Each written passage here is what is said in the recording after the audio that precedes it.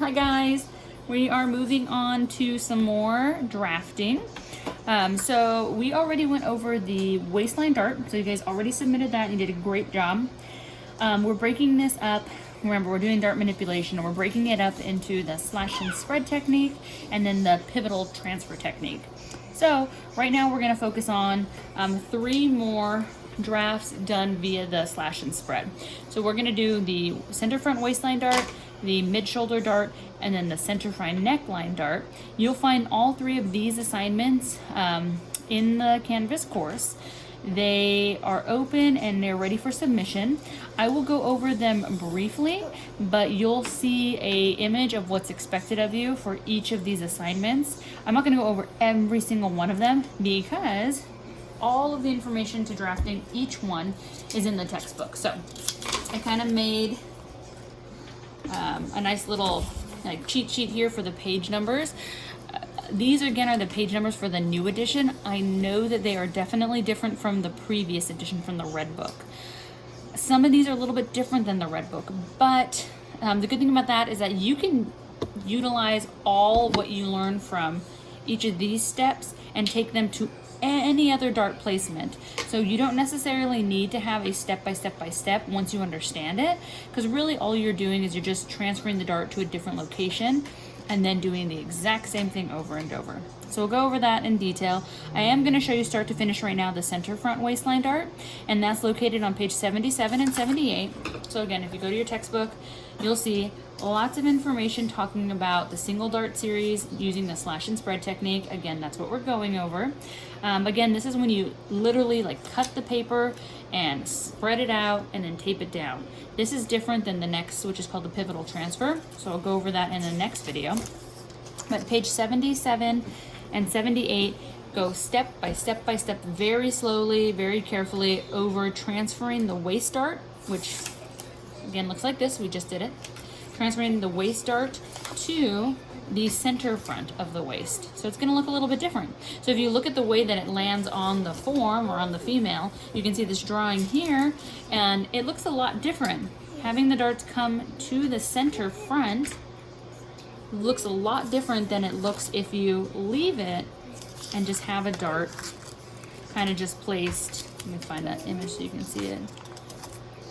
Just placed right down the waist. So I'm going to go actually back a little bit just so you guys can see kind of, the front of the dress room. So this is what it would look like if you had a dart just coming down to the waist. So that's the waistline dart. Once it's sewn and made into fabric, that's what it would look like. Again, this looks much different than this here where it's in the center front. What you'll notice is that the illustrations are drawn with striped fabric at the beginning, and this is helpful because you can see how these lines radiate differently. And again, that's important because it's all about dart manipulation. And again, the darts are used to shape the material. So we're going to go ahead and go through this one in detail right now. So 77 and 78 in the newer book. Again, it's a little bit different in the older book. This is what you're going to end up with. You're going to end up with something that looks very similar to your first draft. But the dart is no longer sitting on the waist, it's moved over to the center front. So according to the slash and spread technique, we're going to trace our single dart front, and you guys are going to use a pencil. So again, I'm going to do it in marker just because it's easier for you guys to see in the videos, but please make sure that you're doing this in pencil and making sure that everything's really, really accurate. So I'm going to go ahead and trace this single dart bodice front, and making sure to indicate the notches. This is why it's really important that your tag board is cut well and that it's made out of something thicker like manila or tag board, because you're going to trace it over and over and over again, so you want to make sure your lines are accurate. I may have marked on some of your assignments certain areas that were maybe a little bit skewed or not so straight, or maybe the notches weren't spot on where they need to be, and that's how it's going to continue. So you really, really want to make sure that you're using really clean, accurate lines for all of these drafts. Okay, so I've traced my sloper, so I can kind of set that aside for now. Won't need that for a while. Okay, what you can do now is you can just go ahead and straight away kind of label this as your bodice front, just so you know what's going on. You can also label your center front. So I'm gonna label it CF period. Okay, so I'm gonna label that as my center front. I'm gonna get these kind of things out of the way now, so again, I know what I'm working on, gives me more information. Okay, now what you need to do is you need to draw a line from the apex, or this bust point. I'm gonna go ahead and write that down. I'm gonna label it as bust point, so that you guys know it's this little dot right here that came out of the center of the sloper from that punch hole. That's the bust point, not the tip of the dart. These are the dart legs, and this is the dart point. So it's really easy to confuse the dart point from the bust point. So I'm gonna make sure that I label this as bust point, just so you guys know why I'm drawing my lines to that area. So according to the text, they want you to draw a line from the bust point to the center front waist. So I'm gonna do that. Bust point to the center front waist. Okay, we labeled this on our very first assignment of locating darts. Sorry, my scissors fell.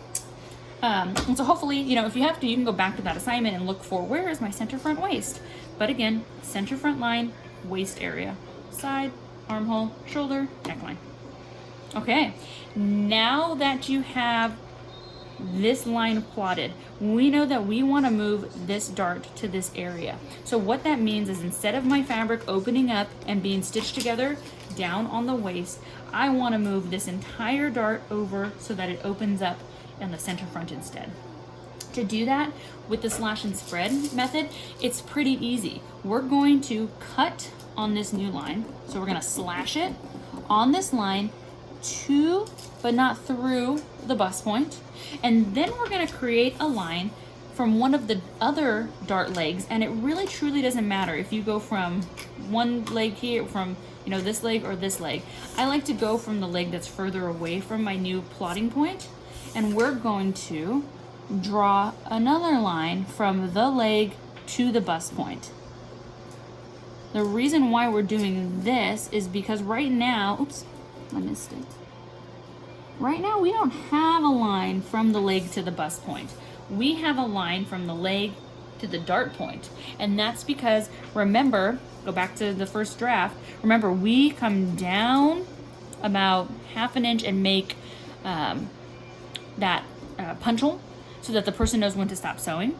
Well, this is similar to that, where we have the bust point or the apex a little bit higher than the dart point, because this is essentially the widest part of the bust. So you can think of it, I like to think it's kind of like at the nipple area. So this is like the pointiest, widest part of the bust.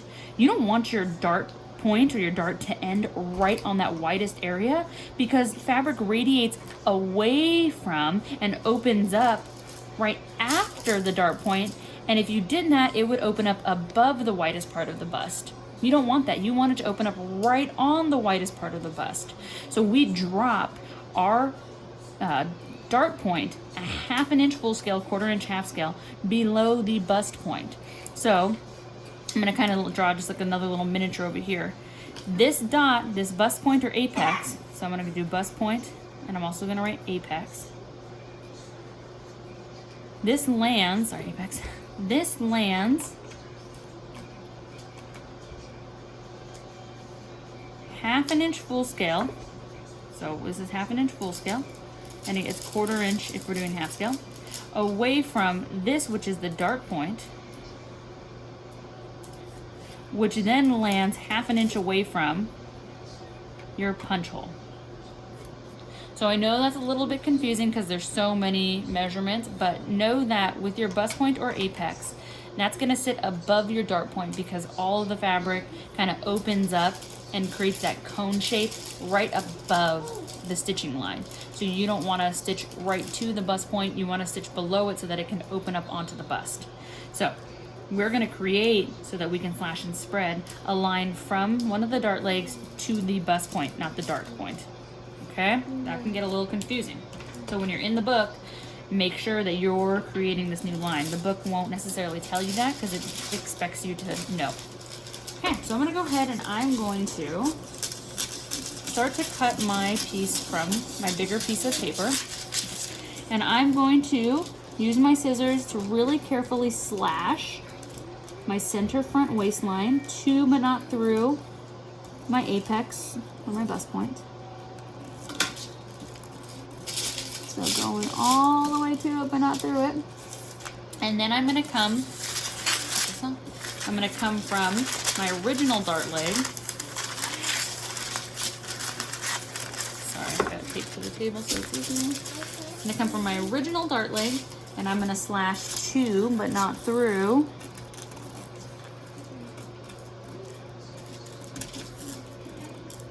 the bust point or apex on this side.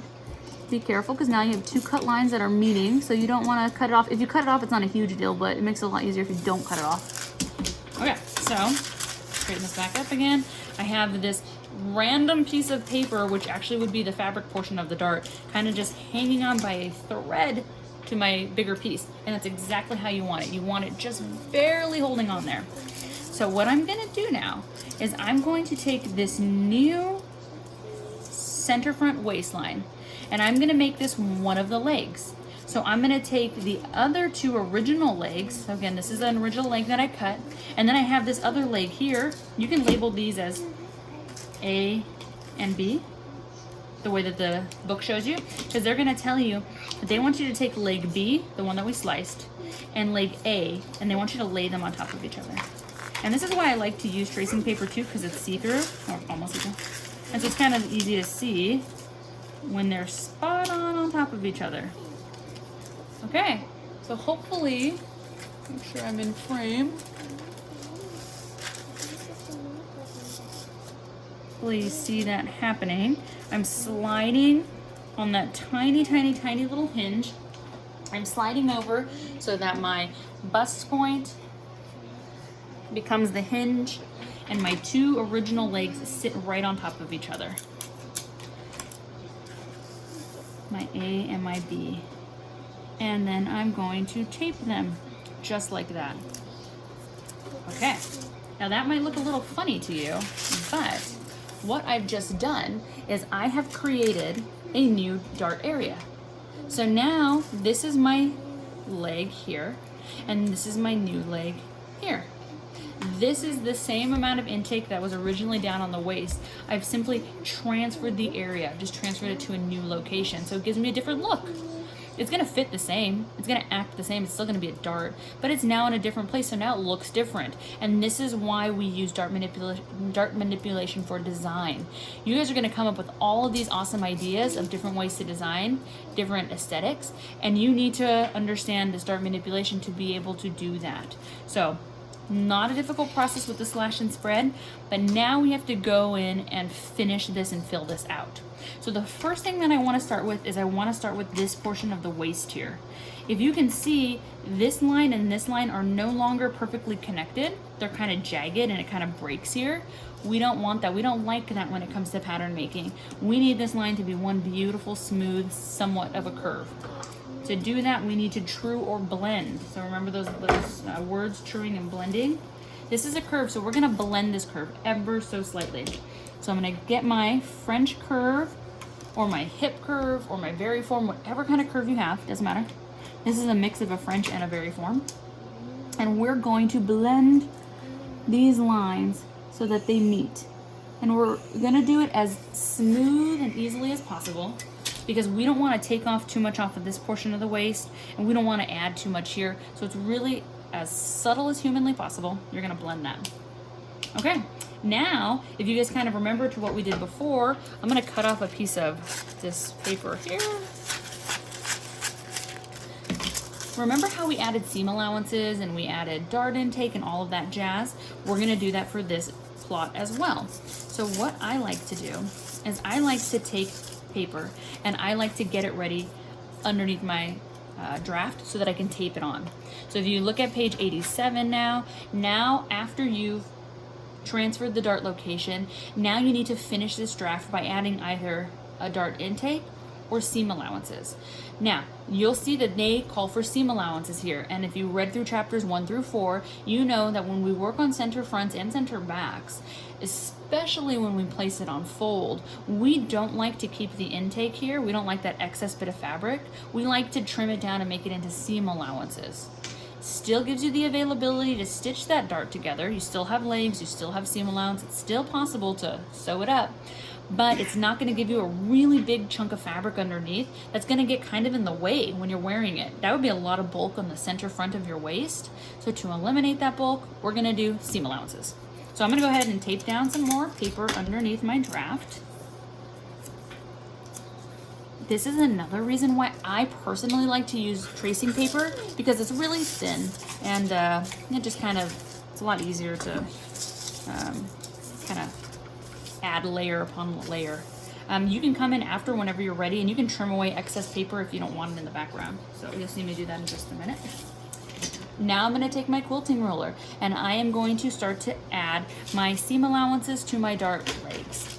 But remember, this here is the bust point. This is not the dart point. So like I said earlier, we need to create a dart point because we don't want our dart to open up right on the widest part of our bust. That would mean that the extra fabric would be over our bosom instead of right on it. So instead, we're going to create a new area for our dart point. So you'll see in the text, we're going to drop down 5/8 of an inch below it.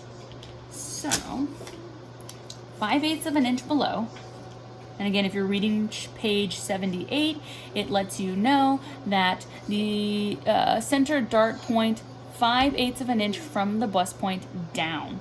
So I am going to, instead of doing 5/8, I'm going to do 5/16. So I know that kind of sounds kind of funny.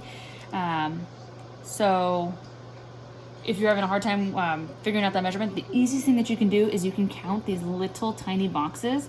Remember, there's 8 of the boxes here, and then there are 16 of these teeny tiny little guys here.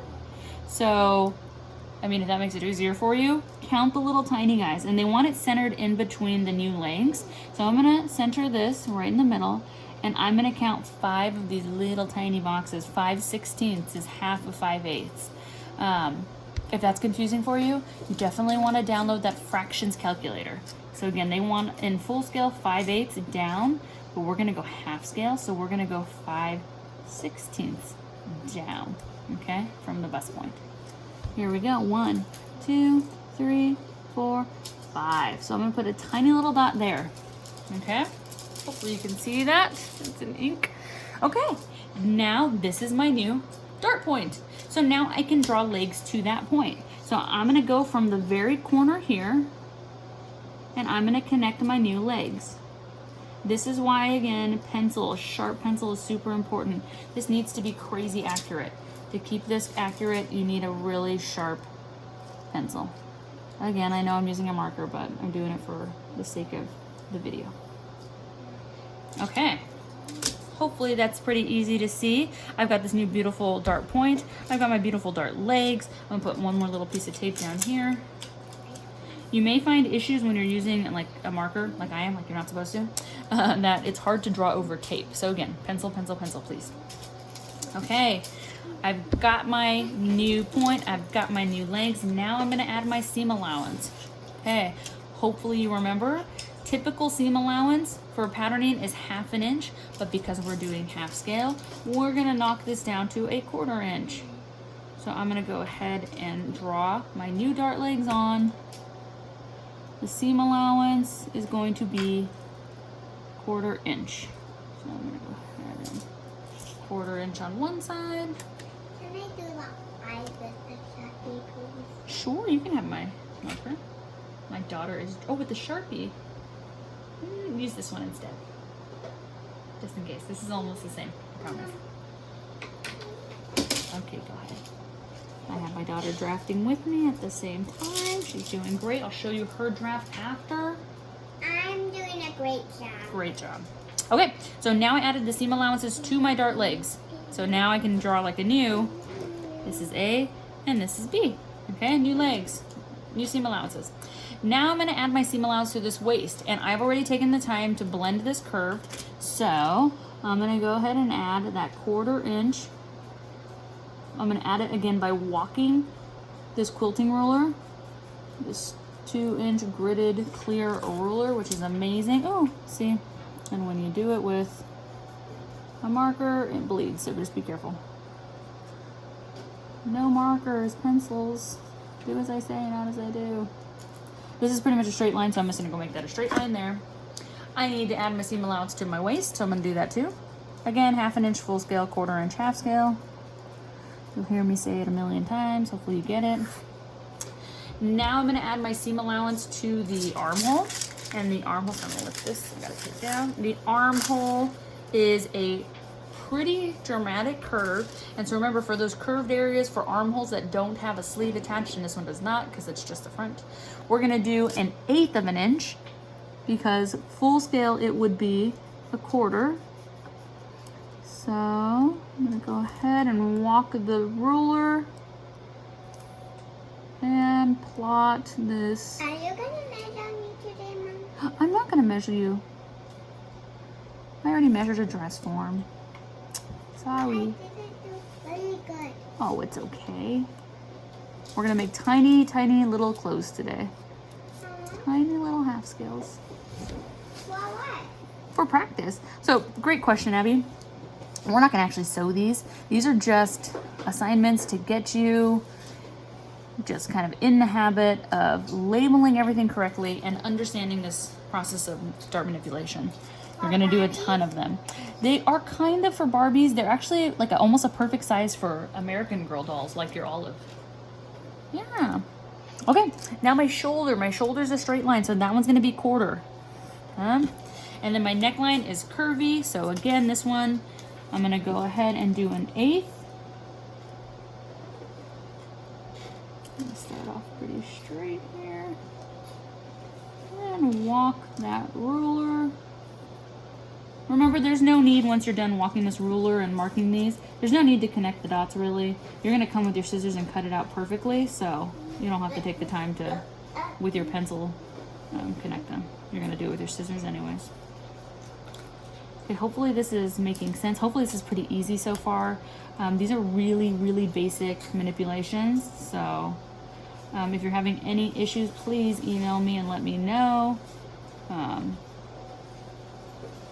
Because then it's gonna get a little more complicated, and then you will make your own design, so you definitely want to know how to do these basics. Okay, the last part that I need to worry about is the center front area.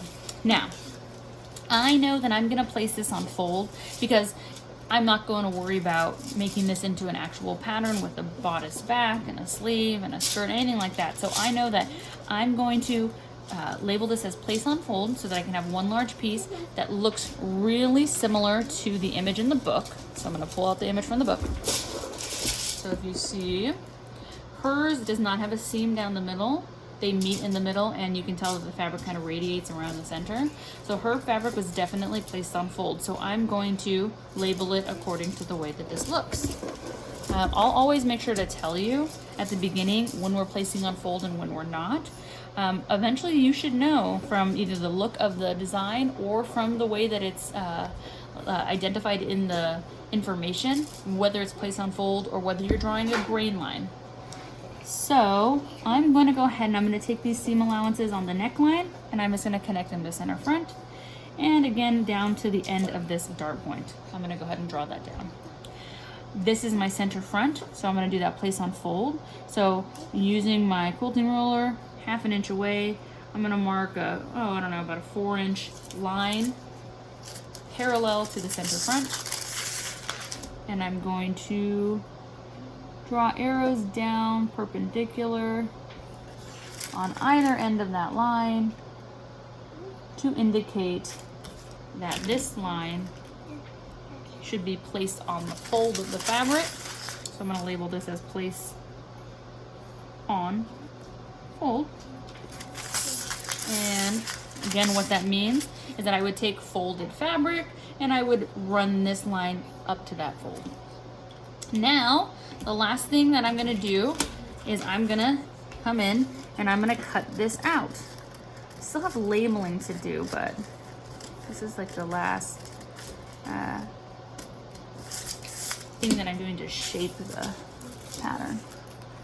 Remember, you absolutely have to cut everything from the paper. You can't leave things just hovering in space. These are working patterns. These are first. Once these are tested on a dress form or tested on a person, once you cut these out and sew them and make sure that they're perfect, then you would solidify these, perfect them, take them to tag board, and then they would turn into what we call production patterns. Then that production pattern would be sent to the production house, and they would start to make your shirts or your dresses or whatever it is that you know, whatever you're patterning. For now, these are called first. Sorry, I'm crumpling up my paper. And they're gonna be a little bit messy for sure. And they're not tested yet. So you can kind of see that all of my layers of paper are kind of moving around right now. So I'm gonna go ahead and take another piece of tape and just kind of solidify this even more so. Ooh. Oh, so that my seam allowances don't move. You can also come to the back. I like to do this, where I come to the back of the fabric, or the paper that I've added, I'm sorry. And I like to tape this down too. And I can cut away anything extra that I don't really need. So like that I probably won't need. Sorry, get you in frame there. So again, I'm just taping down all these extra pieces that are kind of flopping around, just so I know that it's kind of settled and stable back there. Accuracy, please, when you're cutting these out, because I'm going to be looking at these and making sure that your seam allowances are spot on, that your center fronts are perfectly straight lines.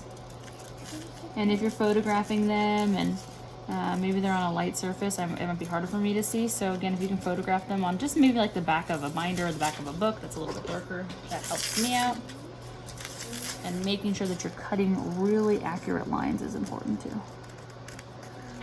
Again, I'm using my scissors to connect the dots. I don't have to worry about using my pencil to do that. I'm going to cut my shoulder. I'm going to cut my armhole.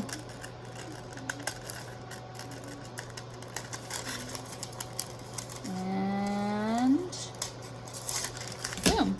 Now my pattern is removed from the paper. Okay, so hopefully you guys can see that. So I have cut from the paper, new dart, new seam allowances. Now I need to worry about all of my labeling. So I already went ahead and did my center front. I did my grain line, my place on fold line. I now need to label my size. So this is a half scale. So I'm gonna write that. You're gonna write that always, because you're not always gonna be working on half scale projects. You are eventually gonna be working on sizes. So you wanna get in the habit of writing your size. I'm now gonna write my cut. This is gonna be cut 1 on fold. Maybe if this was fully lined, I would be cutting 2 on fold. So again, it just depends on what you're doing. So this is just gonna be a simple one piece, so cut 1 on fold. And then I'm gonna label it piece 1 of 1. There's only one piece of this pattern. Hopefully that makes sense to you. You know, if you had a front and a back with a sleeve, then you may have 3 pieces to that pattern. So this would be 1 of 3. So again, that's just to tell you how many pieces are involved in this pattern. And I'm getting a little bit of a bubble. You can see it on the outside here, and that's simply because I taped it in the back. So I'm gonna untape this. If you get that, no worries, just untape it. That's why we're using magic tape. I kind of like to kind of touch it with my skin to kind of make it less sticky. Then I lay this down perfectly, and then I let the tape kind of catch it. Okay? Okay, now I need to mark my notches. So you can either come through now, you can either take your notcher and start to actually cut in and notch all of the necessary areas. So you can actually use your notcher to cut into these areas. Or if you don't have your notcher yet, you can come in and you can draw that capital T shape in all these areas. Now when you do this, you definitely want to have your quilting ruler on hand, because these lines should be perfectly connected to your legs. So I'm going to put my capital T here for this leg. And happy birthday to you. This one I'm gonna do right on my line. That's my notch there. I've got my side seam allowance, so I'm gonna have a notch at the bottom here, and I'm gonna have a notch up in the armhole here.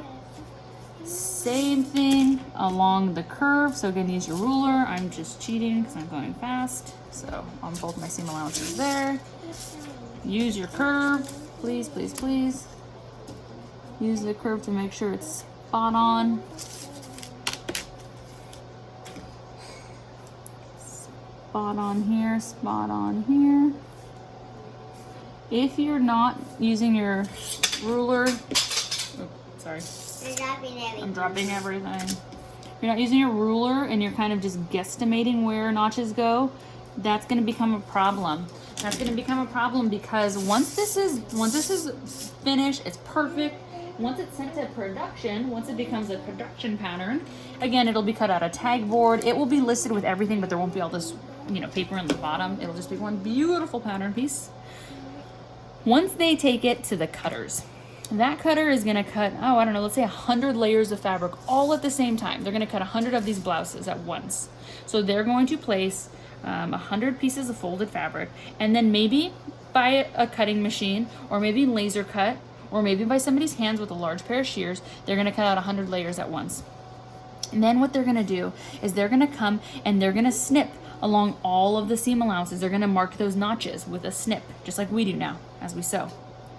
They're then gonna take either a large, it's like a punch hole creator, so it's like a giant needle that stabs down into the fabric, or a laser, and they're gonna burn in, if it's applicable, the punch holes. So if you had no seam allowances but you had a punch hole, they would burn that in.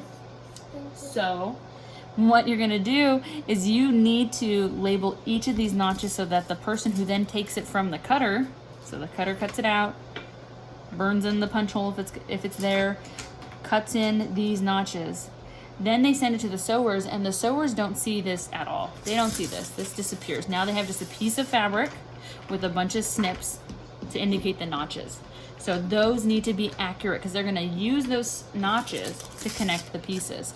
So again, it's incredibly important that you're making these spot on where they should be. So this is what your bodice front, center front waistline dart should look like. There's a picture of this in the assignment. You will then see that your next assignment is the mid-shoulder dart. Okay, so there's a mid-shoulder dart, and that's on page 79 of the new text. Okay, let me show you that.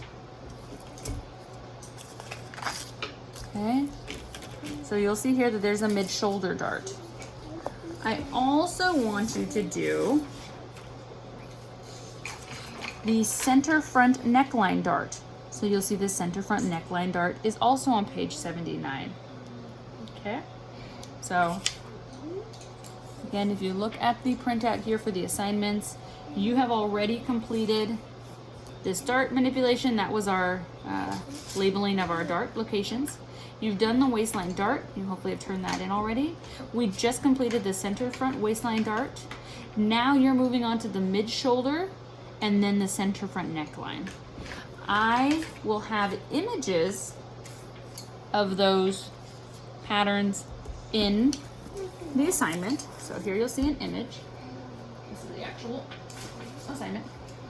And then you'll see the mid-shoulder one as well, so coming from the mid-shoulder. But I'm not gonna go through these step by step. The reason why I'm not gonna go through them step by step is hopefully you're understanding the process of the slash and spread. So what I will do is I will show you how to start the mid-shoulder, because that one has a little more information that is not in the text.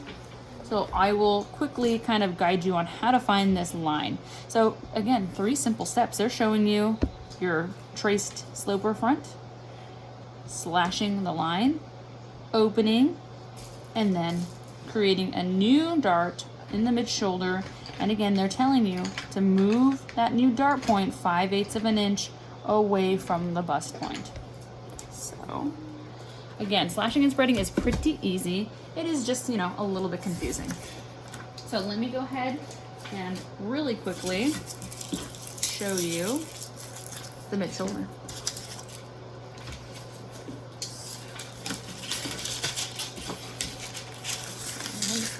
transfer over this piece of paper here.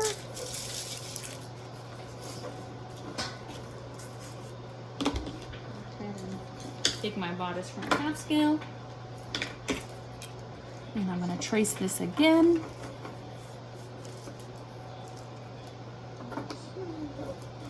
Being really precise with my tracing.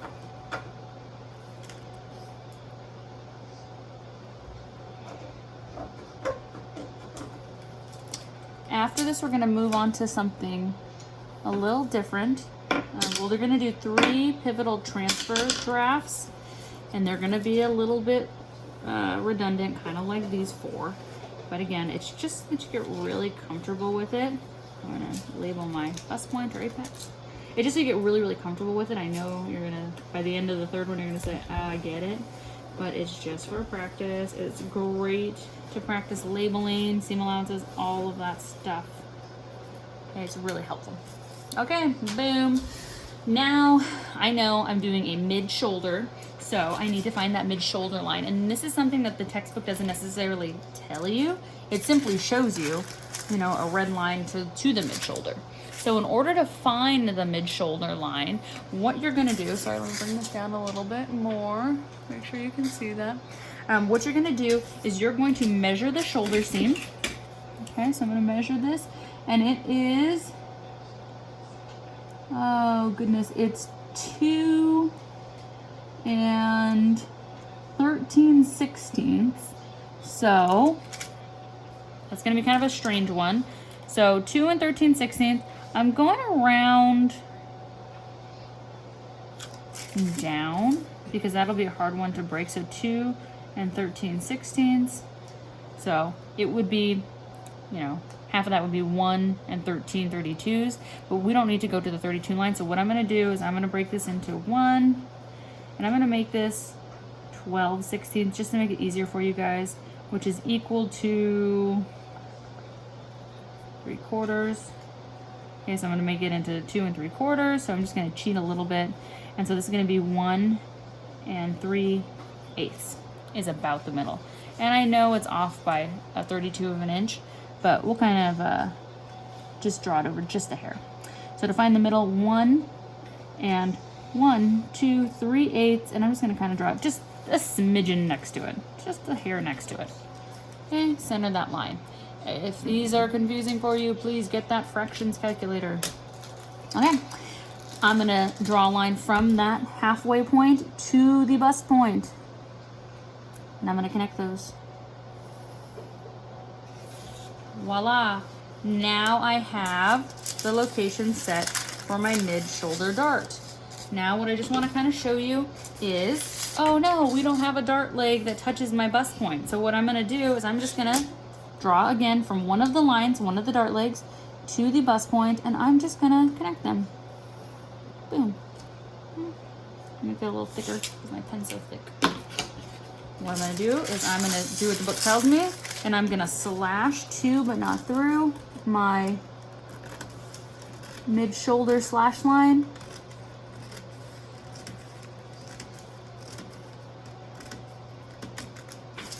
And from my original leg, I'm going to slash to but not through my bust point.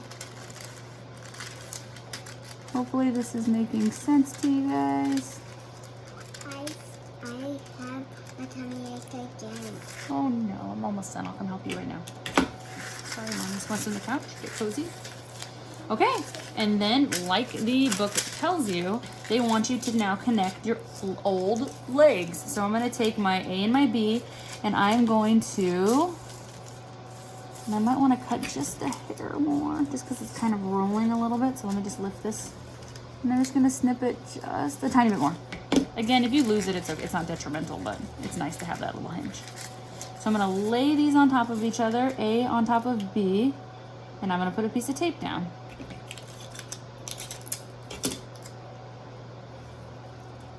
Okay, boom. And you can kind of see already, oh, that line is not perfect, so I should probably come through with some type of a curve, and I should probably blend that, make that nice and smooth. Okay, and then you'll see here at the top, And blend this real quickly. Boom. Blending it nice and subtle. Then you'll see here at the top, oh man, there's like a massive hole now in this pattern piece. So I should definitely add some paper underneath this. So you're gonna go ahead and take a piece of paper. I don't need a really big piece, just something to fill up that hole.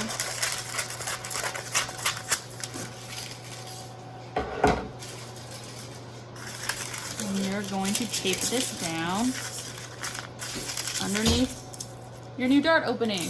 Okay? Take some tape, tape that down, take some tape it down. Okay? And then you'll see that the pattern wants you to create the new dart over here. So the only other thing that it really shows you is it shows you that it wants you to draw 5/8 from the bust point, the new dart point. And again, we don't have 5/8. We're gonna go 5/16 because we are half scale. So I'm gonna center this, and sorry, I'm gonna start on 1 inch. Centering in the middle of the dart, I'm gonna count 1, 2, 3, 4, 5 of the little tiny guys. And I'm gonna make a dot. And then from there, my new legs from those slash lines here, new leg here to here. Okay. Now at this point you can then decide, do you need to add seam allowances or excess here? Now because it's not landing on the center front, you could do a large excess at this point. But what I'll have you guys do for now is I will have you go ahead and add seam allowances to this, because I will show you on the pivotal transfer how we fold out those darts again. So just to keep it simple, seam allowances all around, including the dart legs. Make sure that you are labeling correctly. This is going to be place on fold, so I should see that place on fold grain line. The center front should be labeled, and please make sure to identify all notches with either the capital T or with your notching tool.